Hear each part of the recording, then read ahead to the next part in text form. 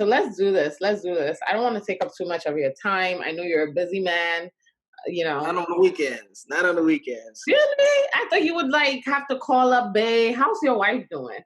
Huh? You sound like my parents.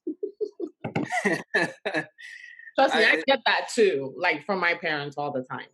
I'm not in a rush, to be I hear honest with you.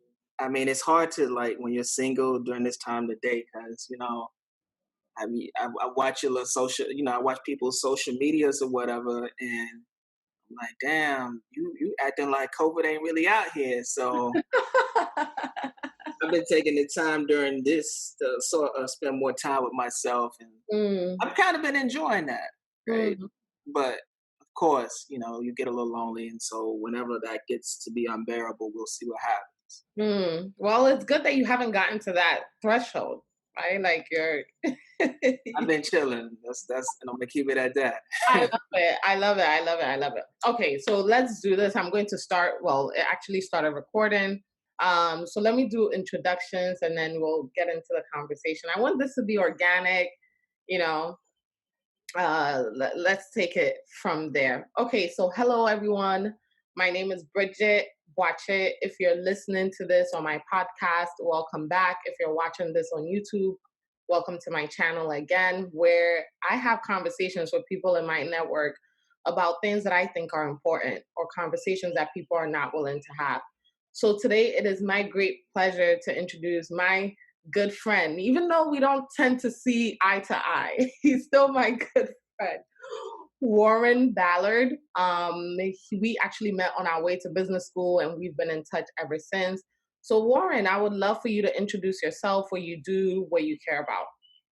Sure, high level. So, my undergrad, I have a degree in business administration, dual major, finance and accounting. I Hmm. obtained my MBA from Georgetown in 2017. I work at Bank of America. Um, been doing, Such a contrast to the first one. yeah. It's like let's jump to like, what we're here to talk about. Right, to the bare bones of it. Okay, so I mean, like I said, you're one of the smartest people I know in my network. You're doing incredible things in the business space. But today we're going to be talking about how Africans can be better allies to African Americans. So I want to start off with the question of who you are in terms of your racial identity. Yes. So I guess if people can see like me on the screen, Mm-hmm. it sort of looks like a little racially Mm-hmm. ambiguous. But I'm Black American. Both of my parents are Black, from Montgomery, Alabama. Mm-hmm. And I guess my complexion is due to, so my grandmother is a product of rape in Alabama. And so Mm-hmm. I spent most of my childhood, in Birmingham, where sort of the civil rights occurred, like a lot of key events. Mm-hmm. Mm-hmm. And so, um, as I identify as ethnically American, right? And I'm a Black person, so I'm sort of passionate about uh, the issues that affect my community. Mm-hmm, mm-hmm. And so let's talk about then what brings us into this conversation. What is your general perception of what's going on in terms of what's going on in the Black community in America? What are some of the conversations that are happening that are resonating or important to you at this time? Right. So it's sort of in the same veins as conversations we've had over and over again in America. We would Mm-hmm, like to be treated a lot differently than second class citizens, which it appears. So mm-hmm, we've been here for generations. We've contributed to this American democracy and the economy, and we sort mm-hmm, of feel left behind. Um, I mean, so when we think about race, like I think of it in two parts. There's a social construct, and then it's an economic construct, and you just sort of juxtapose the two, and it's a socioeconomic construct.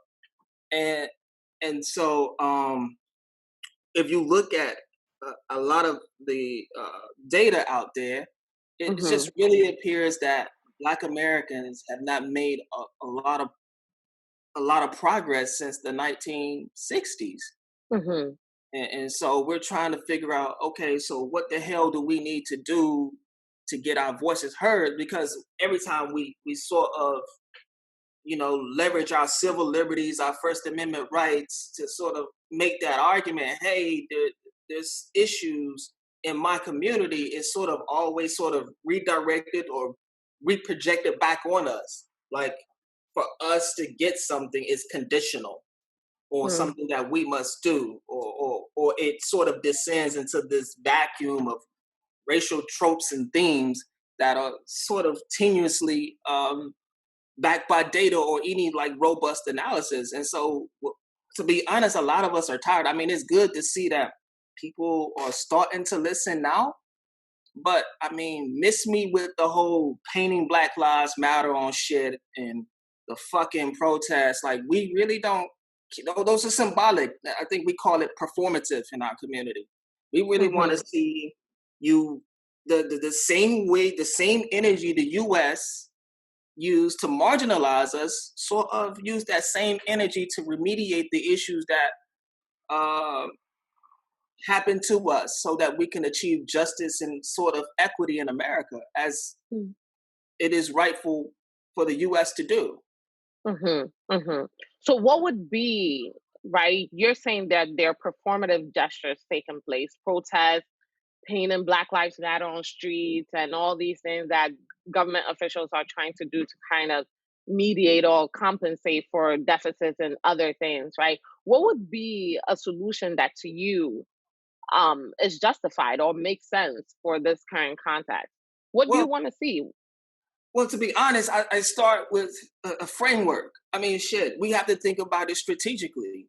And I Mm-hmm. guess the main pole star that I start with is that race isn't a biological science, so explaining behaviors by race is therefore illogical.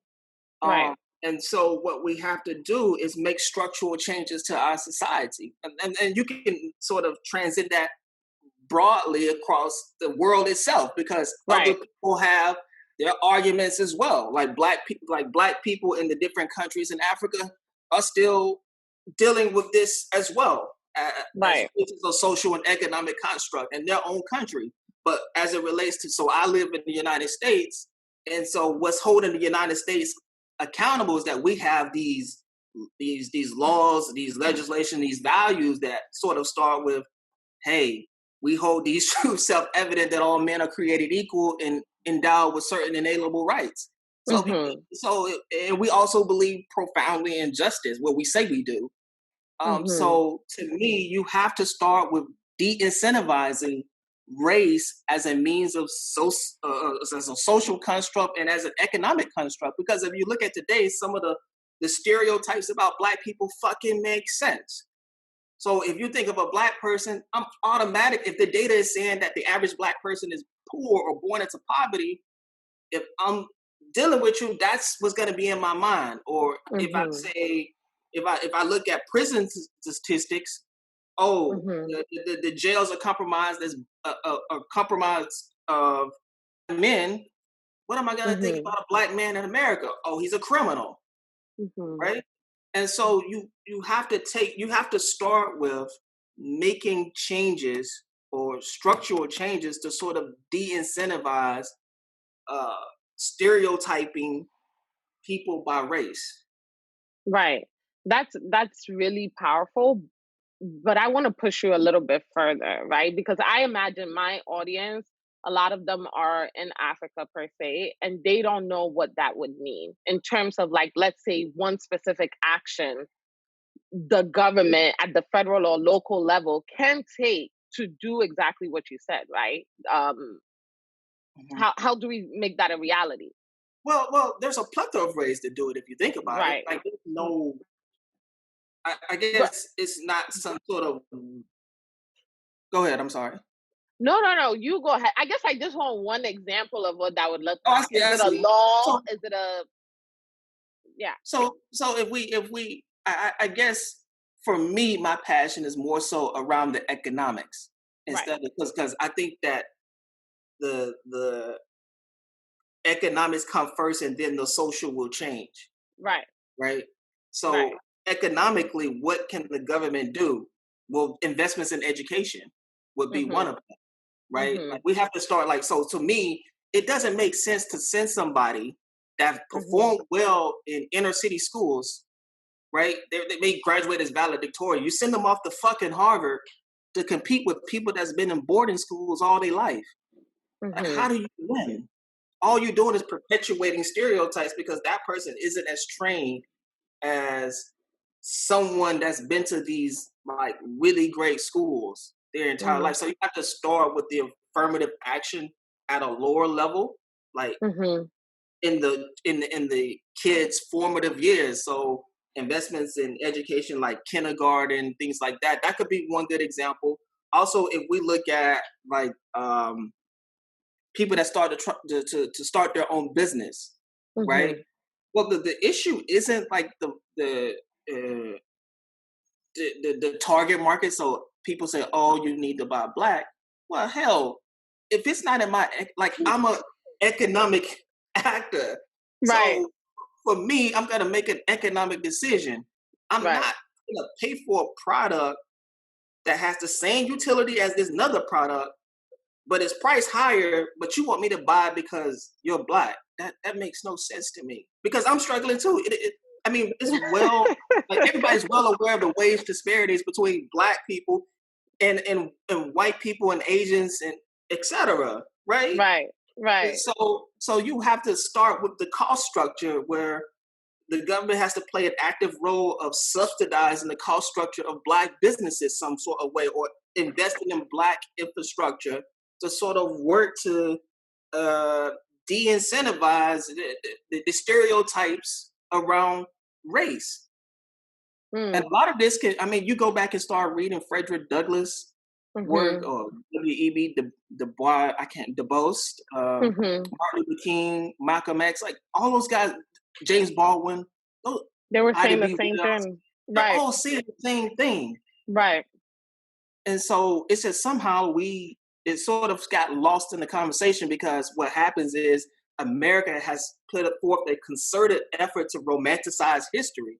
So Mm. people think that, oh, you peacefully protest, then there's change. I'm like, well, being from Birmingham and being knowledgeable about Martin Luther King's protest, he doesn't Mhm. scale his protest without Bull Connor.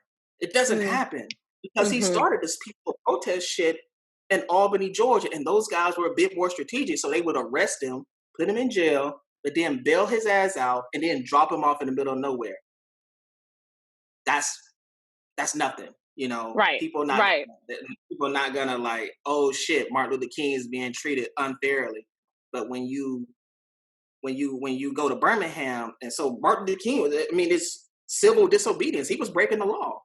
Mhm. And Bull Connor's response was what was necessary for the movement to be scaled globally and nationally. Mhm. Who's this Connor person? Can you say the name again? Bull Connor, Mhm. Who was he? so I can't remember I have to Google his official title, but Mhm. in Birmingham, I think he was sort of the head of police Mm.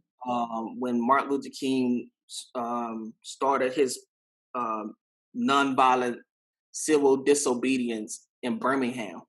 Mhm. And so Bull Connor was the guy that eventually was responsible for the dogs, the police Mm. brutality, the fire hoses Mm. that you see that they Mm. barely showed. They spent 5 seconds on it, and they just Mm. fast forward to the "I Have a Dream" speech. Oh my God, Mm. that's what that's what brought about change.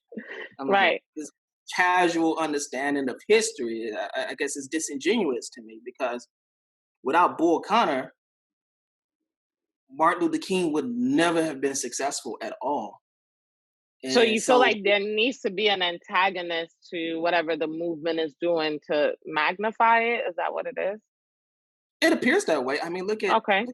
look at what's happening in the United States Right. throughout history. Like we nothing like starting with our conception as a country.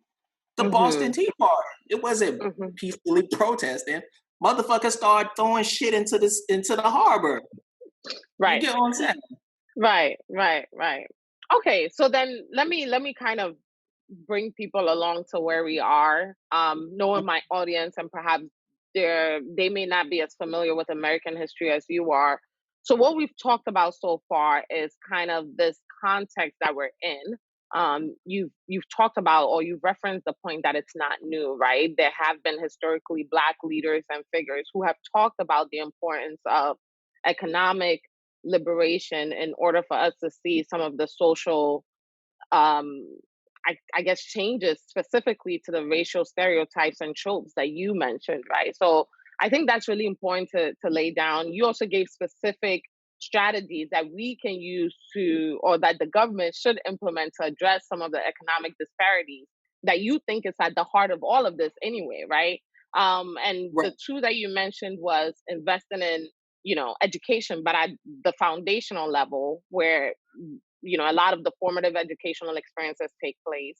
And then you mentioned subsidizing Black businesses such that, or subsidizing the operational, somewhere in the operational kind of chain of Black Cost businesses such structure. that, Just call it the cost right, structure. Yeah. okay, their cost structure such that their prices or their products can be competitive in the market.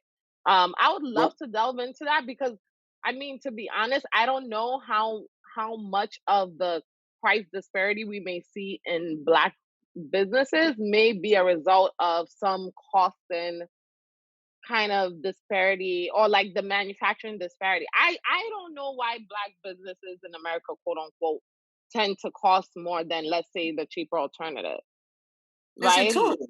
It should be intuitive, right? If you think about Why? business, lack of access to the capital markets, right? So if you look Okay, at look at entrepreneurship studies, like you being African or got like an immigrant, you face the same shit when you come over right, here because of right. the social construct of race. Okay, I If you think I if you kind of get where you're going. Okay, go ahead. This is the interesting. entrepreneur, like, if you can have the same idea as a white person, but who gets more funding? I mean, there's White studies. person. Like, Right, right, right, exactly. So right. how are you supposed to scale if your race is a critical factor in the investment that you get from entrepreneur or venture capitalists, right? Okay. Okay, I see. So it's tied to your access to funding, which would kind of determine the scale at which you operate, which then determines your pricing structure, right? Okay, cool. I guess I don't think some of the businesses I know, I don't even know if they're trying to operate at the scale where they would kind of like tap into economies of scale, right? That's why my first thought wasn't, oh, it's because they're not achieving economies of scale. That's why they're not getting some of the price incentives or price Right. cost. Yeah, I, but I that's agree very with that, much but you still, even at a lower level, let's say you don't have those grandiose dreams of scaling your business, you still need capital. And if you right, go to if you go to get a loan, you will see right, Black applicants experience more rejections. We expect that because, right, okay, so what do you need? What are one of the things that the bank checks when they're doing their underwriting? Collateral right. from You don't poverty. have it. What the Right, hell? Yeah, exactly. So right. I don't care if you're trying to operate locally or nationally, you're Right. still impacted by the same problems. Yeah. Okay. I give that to you. I think that's completely fair. So that to me is a viable solution. And I hope people take that on, right? But let's now Mhm. transition to the heart of this. The heart of what our conversation was intended to be about. I think people want to hear some of the other solutions that we're talking about. So perhaps I might need to get you back to delve into that. But today I really wanted to focus on the African American narrative. So far we've touched a lot on like the black white narrative in America. Now Mhm. you kind of, what precipitated this conversation was you seeing my protest placard or whatever. So for context folks, I went to a protest in New York City. I mean, this has been something that I've been speaking about, writing about in terms of police brutality since I started writing online. So to me, to go to a protest was a continuation of what I think I've been doing for some time. That's cute. Yeah. So my placard said that African Americans for Black lives. African, no, not African Americans. That's completely wrong. African immigrants for Black Lives Matter, right? Right. And we got into a conversation about, you kind of shared sentiments that you don't think that's my comments underneath that picture were not, you know, really in support of what you think or where you think we should be moving, right? So that's the general context that brought us to today. How can Africans be better allies to African Americans? So let's start from here. I want to like break it up into three questions. Let's start with the first question. To you, what's the at the base, what's the relationship or your perception of the relationship between African immigrants and African Americans at this time? Right. Okay. So, and I haven't. I guess you should have sent these questions so that I But can sort of I wanted it to be a make these thoughts. conversation. This is my visceral comments, right? Okay, okay, Um. cool. So please, the I'll make audience sure do they not take it judge as me. that. Caveat with that, yeah. But the first thing is acknowledging the differences between your experience and my experience. So Mhm, because I say I'm Black American or an American descendant of slaves, shouldn't be an affront to you because it's like when we think about ethnicities, people, the ethnicities is sort of in the same vein as where you're from. So when mhm, someone says that I'm Chinese, right? That's their ethnicity, or right, Mexican. That's where they're from. So when you right. say you're Ghanaian, did I pronounce that correctly? Yeah, that's fine. Uh, you're from Ghana, Right. same so forth as Nigeria. So me, like, since we know that I was stolen from the West Coast, because I don't do those ancestral DNA traces. Because all I'm gonna see is the West Coast of Africa is shaded, which makes Right. sense because if I'm stealing slaves, what's the easiest way to get them to America? So I'm gonna pick along the West Coast, and Right. it makes perfect sense. But I can't trace. But my ancestors have been in America for hundreds and hundreds of years, Right. right? So I identify as a Black American, and so Right. sometimes when I have conversations with African immigrants, oh no, you should just call you telling me what how should I identify, how should I identify myself? We're all the same people, or they say, well, you're sort of dividing us, and I'm like, no, Okay. I'm trying to represent my set, man. Right. Okay. So let me kind of parse this out, right? The issue or the conversation you're having in your networks is first of all, you want us to have an acknowledgement of the differences in experience between African Americans and African Americans, right? African immigrants and African Americans. Yeah, I guess my two questions based on what you said are this. One, in the data, America categorizes all Black people, right, irrespective of where you're from, where your lineage is, as Black. So yep, when you say you're Black American and I say I'm Black American, or for me, I may not even be able to make that claim because I wasn't born in America, although now I'm an American citizen. But let's say my sisters, they were born here, right? So my sisters can say yep. they're Black Americans, which they are. They were born in America and they're Black. Is that an affront to not acknowledging the differences? Can we all just be Black Americans or no?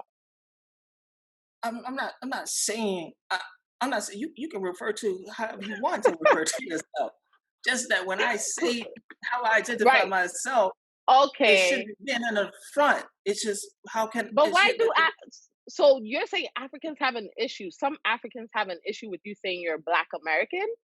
or even saying, hey, as it relates to America, there's some things that you won't be able to relate to, and I'll delve into detail on this.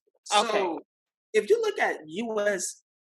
uh like immigration policy, if you Mhm. just think about it intuitively, a lot of it Mhm.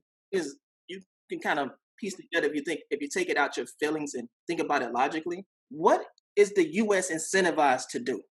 Right, their Mhm. immigration policy is in direct alignment with the economics. Mhm. So if I'm picking immigrants to come over to America, who am I picking? I'm not picking some poor person that's going to be relying on our social safety net and services. That makes no sense. Mm-hmm. I'm thinking I'm letting people come over here that are educated or in a relatively stable socioeconomic status in their own country, or America also has a policy of keeping families together. So Mm-hmm. the average immigrant that comes over here, the majority of them are educated. There's no Mm-hmm. poor people or uneducated people that come. Like when I say poor, it's within the context of where you came from. Right. Get Right. over here isn't cheap, and Right. so if you look at it, what's the most educated ethnicity in America? African Americans. African immigrants. Yes. Exactly. Yes. Okay. Can I interject here?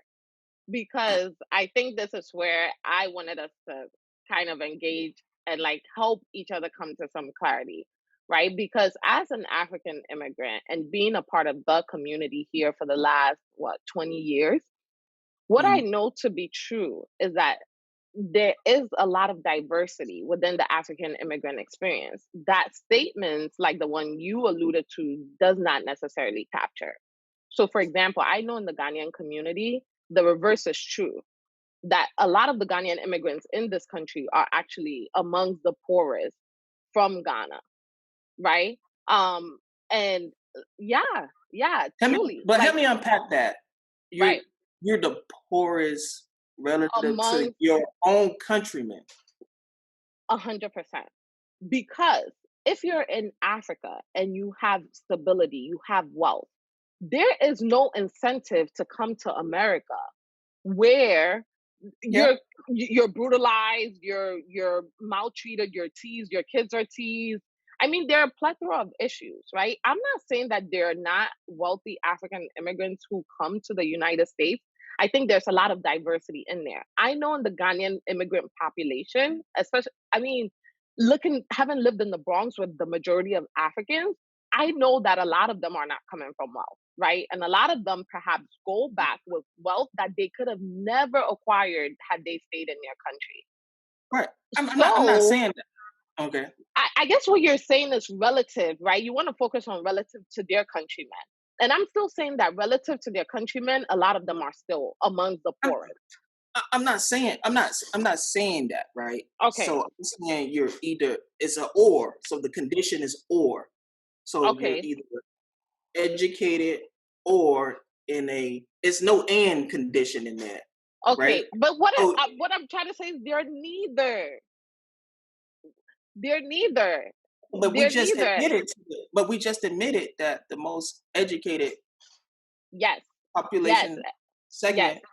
Okay, so Yes. So let me continue with that, right? I believe either I or someone in the media house that I was working with actually wrote that article about African Americans being the most educated in the Black demographic in America. So I know you're 100% right on that statistic. When we're talking about that measure, that's like recent second, third generation African Americans. So that's talking about me, right? And my sister's generation or the generation after us. But when we're talking about first generation, like immigrants who came straight off the boat from Africa to this country, those are not like my mom just got her associate's degree. I can't identify with this idea of Africans being educated or wealthy. That was not my experience. Like my parents don't have money, my parents are not educated. And that's true among my general network, right? And so when we mhm. talk about the demographic that's educated, I think that's later groups of African Americans who are now entering the system. So I'm talking about like recent graduates. Those are some of the metrics that we're seeing in the numbers. But I mean, that population is only, let's say, like the younger population of Africans in this country are probably maybe what, 40%, less than I would say half of the entire African demographic, which is indeed poor and uneducated. Okay, so let me ask you something. What does your father Right. do again? My father's Did a New York City taxi driver. okay, but what was he doing before? Did he go to school? Not really, no. He doesn't have a college education. He and Okay. a lot of Well, immigrants come mhm. here. A lot of African immigrants don't. I think the narrative is you must have had some kind of money to even go through the immigration process.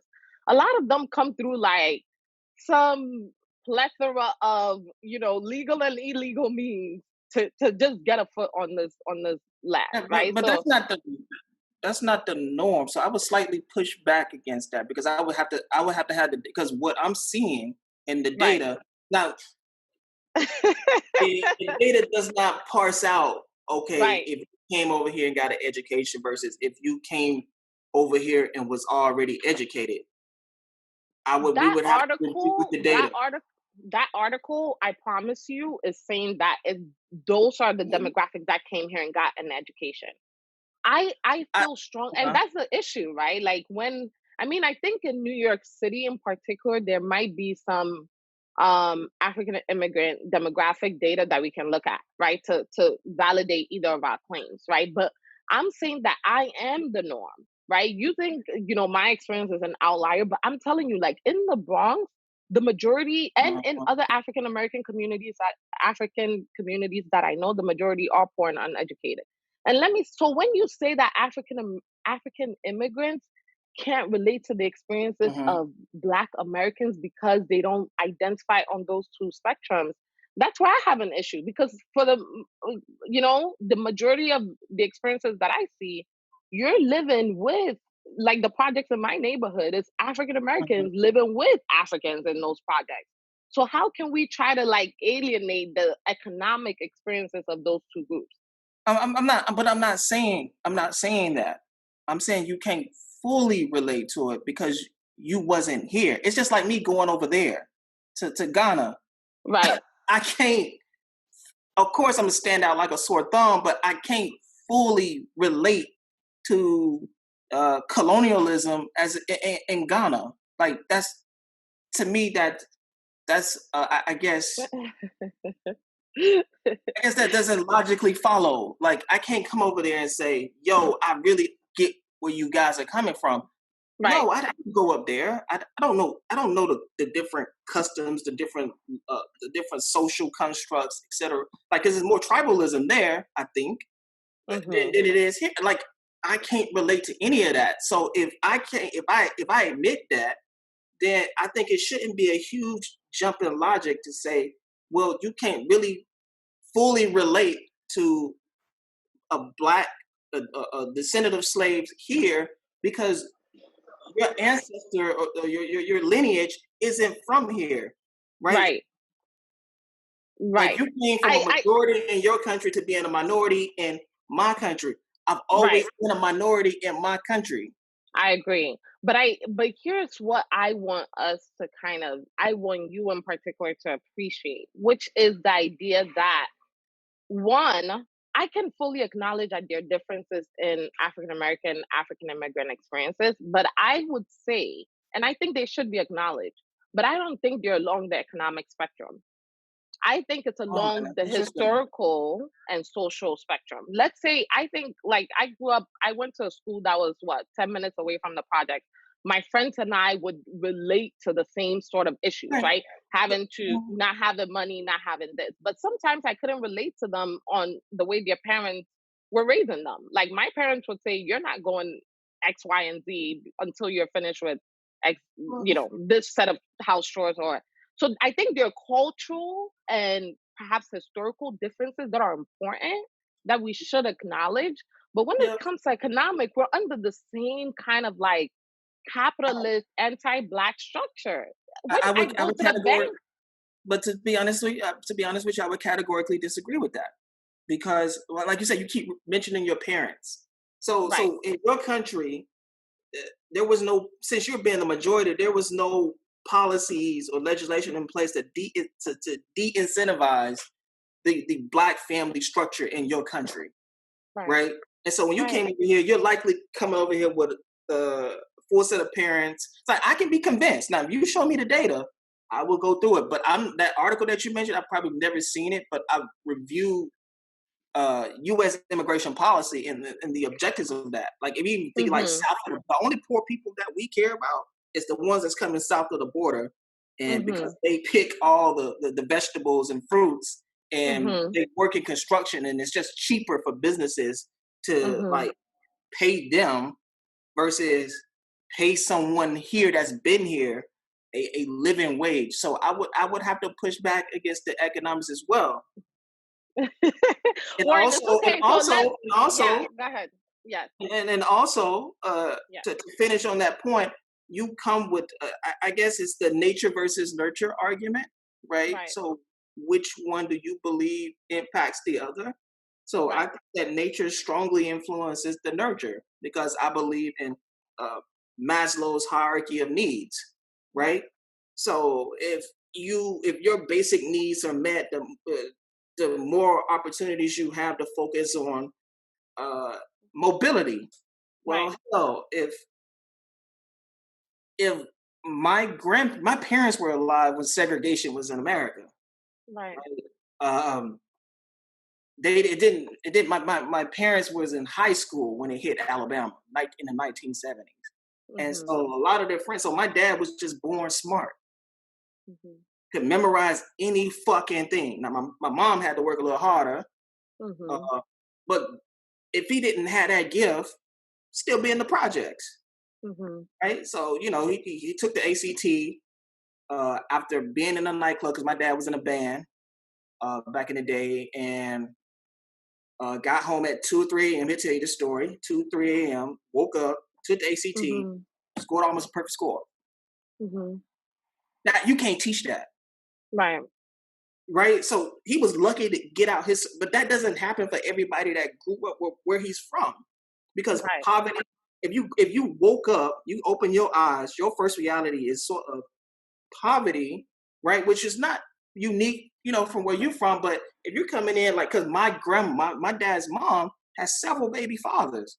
mm-hmm, That's the reality of being in the projects. But if you coming over mm-hmm, here to America with both of your parents and mm-hmm, sort of culture, traditions, and norms that was sort of. I'm not saying that you was the richest in your country, mm-hmm. but but we're not picking someone that's in like I visited Kenya.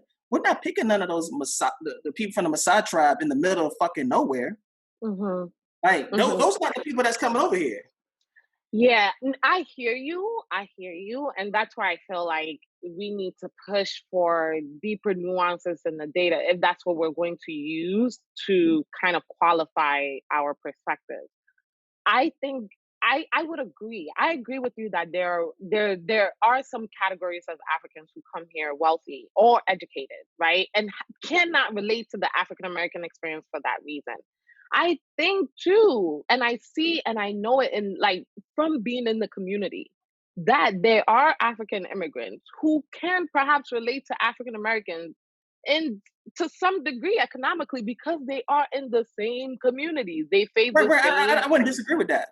I just said Right. you can't. So I agree. We can't fully, but I don't think, and I think we should like we can agree to disagree here, which to me is completely fine. I think we can agree. We can't fully relate because of, like you said, cultural or um historical You're kind of subjected to the policies, right? You just right, don't. No, just I can't sit here like we're business people. We believe in compounding interest, that the dollar yesterday was worth more than the dollar tomorrow if you invested it. So to sit right. here act like the past doesn't matter, that The past they matters. write a couple laws and shit changes magically like that. That's No, I think it matters. But and this is my point to this issue, right? Like when people try to alienate African immigrants from having a say in the conversation about where Black America goes, right? I don't think that's your narrative at all. But I know that in some communities, like ADOS, this whole group on Twitter that's like anti-African immigrants speaking on Black issues. I think for me, what bothers me is there are times and in places that I have spoken up about, let's say, institutional racism, police brutality, and I have been alienated by African Americans who can relate because they are not poor. So here's a case where, like, a clean, clear example. I did my pre MBA at Yale University. There was a yep. lunchtime conversation about race. And Mhm. there were guys, African American guys who had gone to who were at Deloitte, PwC, like big shots, right? They're on like Yeah. the road. I mean, after Yale, they did Harvard. Like God knows the kinds of things Yeah. they're doing now. I was thoroughly impressed with like what they're doing. Cool. Uh-huh. We had a conversation about race, like one lunch period. This is 2015, right? So like there were a series of issues that brought about this, similar protests and marches. And I was like, this is not okay, right? They were talking about like this kind of what's the word? I'm forgetting the technical term, but like the idea that as a black person you have a responsibility to uphold yourself to a certain, caliber. Like you can't go to the corporate office and do this and do that. So these are black African Americans who can't relate to the experiences that we're talking about. By and large, we know I that disagree police with that. brutality happens to poorer neighborhoods I or wouldn't poor disagree black with neighborhoods.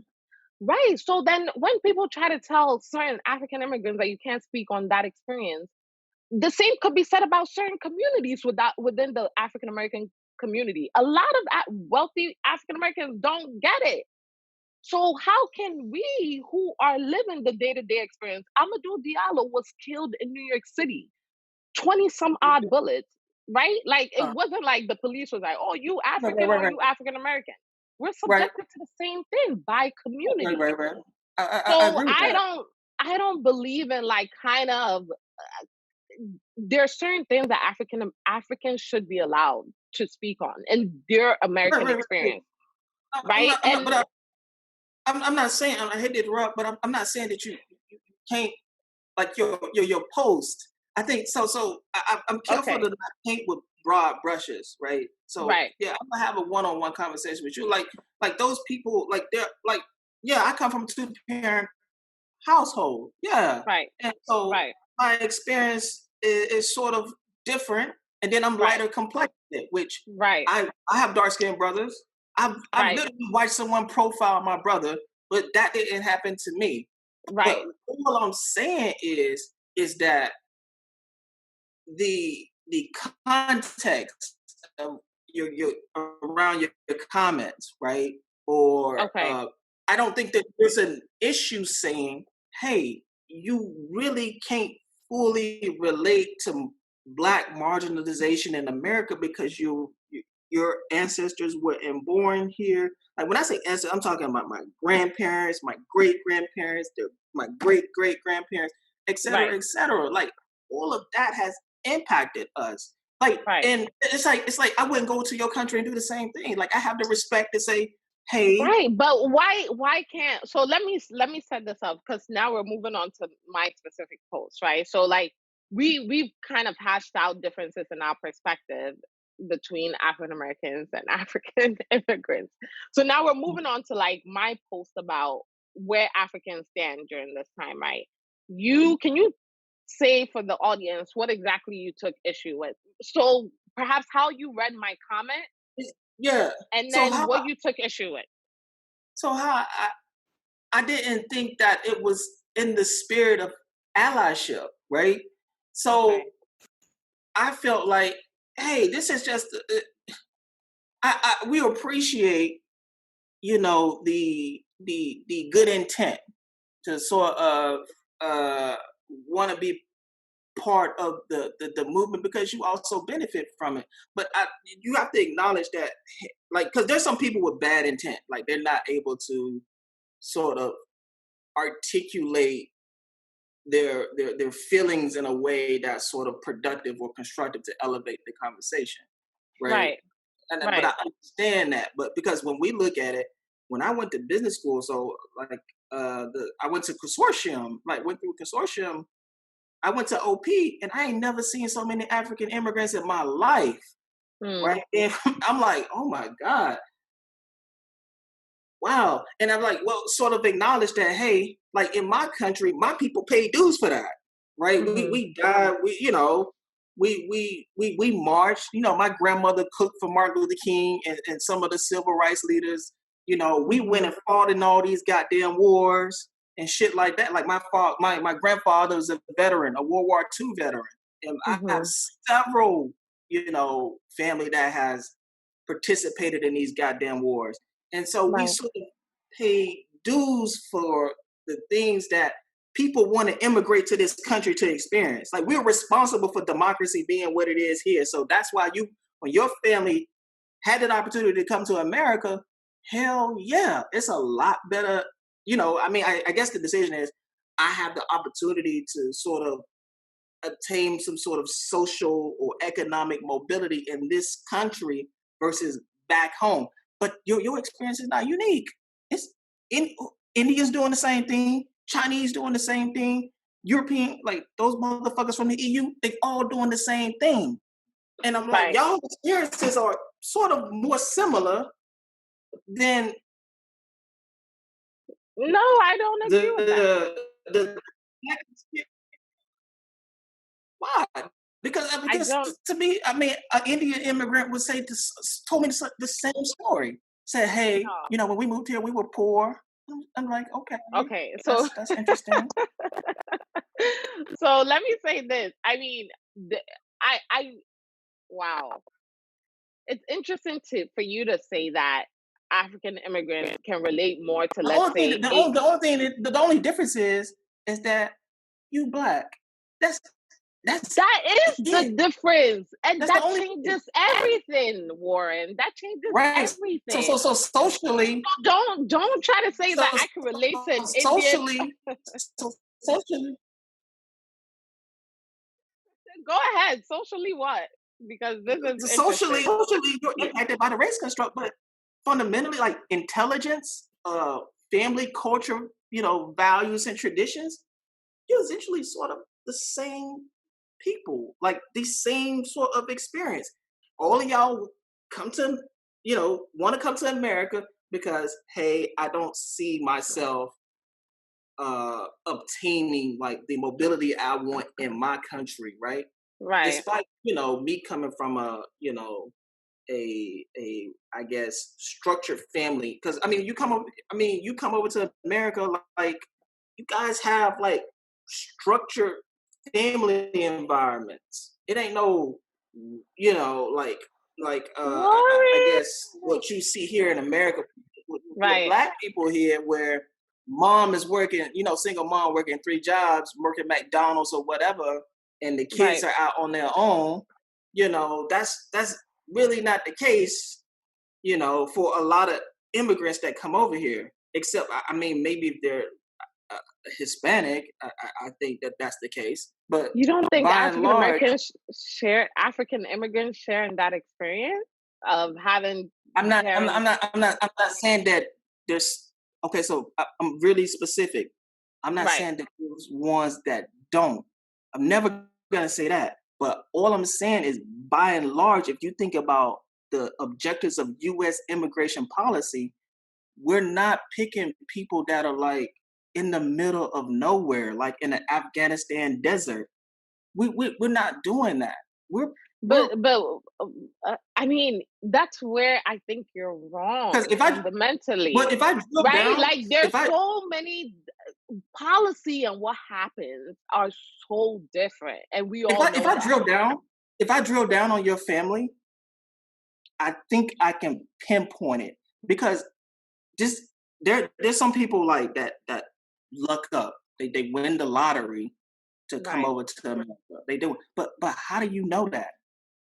Like, how do you know I'm in Ghana in my own little city in Right. Accra, or, you know, Right. how do I know about America? Or how do I know that there's so many How do you not opportunities know about versus a America? poor so if you walk me, so your parents came here, so you're saying both of your parents wasn't educated. Did you have family already here, or was your parents the first? My dad was the first here of his So family. your dad came over. Okay, so how did your dad get over it? Like, what was the process that he go? Um, Like, walk me through that. you know, I mean, I've never Like, shared this this is story supposed to publicly. come out the vacuum here. Like, It's very interesting. Maybe I can, because I also don't know I mean, I don't know what predicament I'll put my dad in, but all I know is that this narrative that has been told about U.S., I guess, African immigration experience in the U.S. is not as I think there are a lot of nuances there. For example, there are African refugees who are in this country, right? Literally, who came from nowhere. You talk about, lottery. There are a lot of but Africans who came through we're not lottery. importing anybody from Darfur. There Why we not have doing been that? so many refugees from Darfur in the United States. There are so many refugees from Darfur in the United States. There are. Look at it. Look at it. I Yeah, think this you're if you percentage. the by and large statement to me is what bothers me. I know you're saying that you don't want to paint everyone with a broad stroke. I agree with that. That's fair. But I also think I'm just saying, your there's so many conflicts. overarching generalization is wrong. It's not true that Africans are It's coming not, from it's not, it's not and this generalization. idea that like there are Africans who are, let's say, in villages who don't know about America is entirely false. Right? Like America's whole agenda I didn't during say that. But right, but I'm not saying that. no, you said that you had to. I mean, my summary of This what may you're be how saying. you interpreted it, but I'm not saying Okay, anything. so you're saying you have to I'm not have saying some any. exposure I'm not saying. to. What do you want to say? Go. Yeah. There's a lag in the So like computer. if you walk me through. Okay, so walk me through your father's journey. So, because he was the first one, so walk me through that process. I I'm gonna really pinpoint exactly what happened. because this is not about my dad. This is not about my family. I know this goes far beyond my I'm not family. saying that, but Right. And just I'm walk me trying to through. no, because I think that derails from my larger argument. It's not about what kind of factors led to, let's say the immigration officer's decision to give my dad a visa. No, it's not about that. What I want you to acknowledge is that there is a diversity of, you can't, there's no by and large Africans are coming from either wealthy or educated. That is not true. That is not I true. did. And then that is what you said, and then to your argument about you, let's move away from that, because I feel like we're gonna keep going back to that point, or we're gonna keep disagreeing, because I There's cannot like let that three go. conditions. There's like three conditions.